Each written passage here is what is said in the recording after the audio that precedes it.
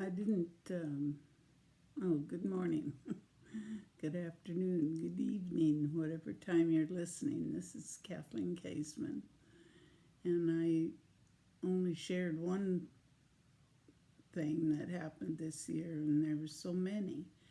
Um, we live in a neighborhood that you have to paint your home every so many years. I think it's every 7 years, maybe. I'm not too sure. And then the roof needs to be redone. So every so many years, you need to redo your roof. And so this was a year for us to do it. And anyway, we um,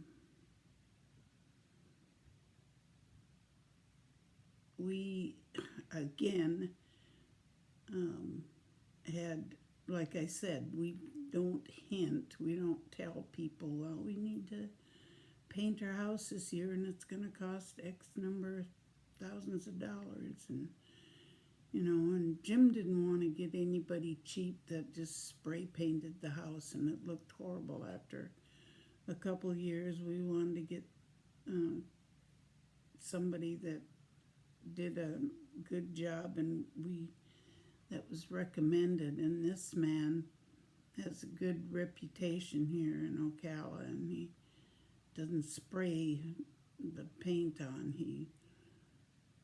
I know Jim could do a better job of describing it, but they fix all the cracks and spray a sealer on and power wash and paint with a brush. The whole thing. I think the second coat might have been spray painted. I'm not too sure. But anyway, they did an excellent job, and we changed the color, of course. We were tired of the green. We had green carpets, green house, green everything. It seemed like the paint on the walls was green, but not every room, but enough I was tired of it. So we painted our house a tannish, a real pretty tan kind of color. And somebody paid for that. Somebody paid for our roof to get re-roofed. It was just amazing how God blessed us this year with people helping us keep our house looking nice. And we're thankful. We're thankful to God. We're thankful to the people that helped. And I don't know how they knew, how they found out, but and I didn't ask. But God is good. He just has blessed us. It's now October. We're coming to the end of the year, and we're just thankful children of God. I was going to share with you, too, some of the trips that we've made, that we've been blessed. We started out, Jim's first trip in the ministry was to Finland. And that's quite a story. I don't know if you remember the story of these people that came from Finland and ended up in Pastor Hagen's doorstep. And they came to get the word of faith and bring it back to Finland. And so they ended up in Wilmer. We were having meetings at the time, and Billy Brim that was working for Brother Hagin, and she was one of the speakers at our meeting. And so that's how the connection came with them coming up to Wilmer. And they came to the meetings, and they, at the end of the meetings, invited Jim to come to Finland to bring the word of faith. They recognized that that's what he was preaching, was a word of faith. And so his first ministry trip was to Finland, and I didn't go. We had 5 children, and I stayed home to take care of the children.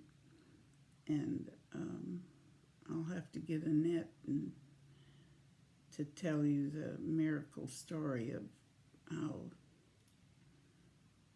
God saved her, and they were in a bus accident, a school bus accident, and how God protected Annette from getting killed in that school bus accident. Some of her classmates were killed, and anyway, if she'd have been sitting where she normally sits, she would have possibly been one of them too that was killed. Anyway, we went to Finland a lot. I should say Jim did. And one year we took Desiree and Annette, and I went with, and we went into Russia. And those were in the communist days, Iron Curtain days. That's quite exciting to share that. I guess I'll have to share that. I'm thinking of all kinds of things to share, but that opened the door for Sweden, Norway, Denmark, Scandinavian countries up there, and we did a lot in Russia, and of course printing Brother Hagin's books into the Russian language was a project that we took on, and amazing. Anyway,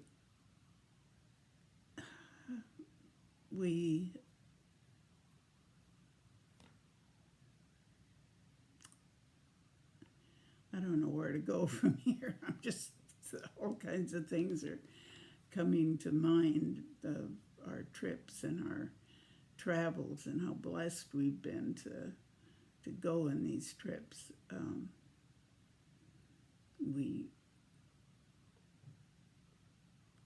Even the door to Israel opened up from Finland, and God used that country to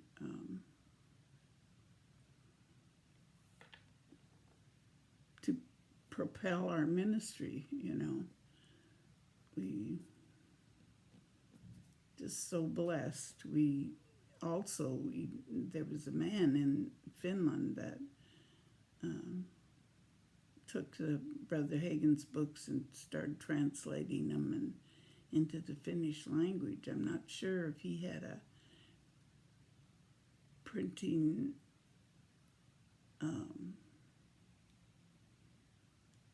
or if he started it after we got there and started printing them. But anyway, they got printed by him in the country of Finland. We used to have a man on the border of Finland that was printing our books into the Russian language, and too many people got caught and closed down his printing press, and so he didn't get caught. But anyway, lots of stories I could tell you about those days, and maybe I will. But boy, 10 minutes went fast. So love you guys. Bless you. Talk to you later.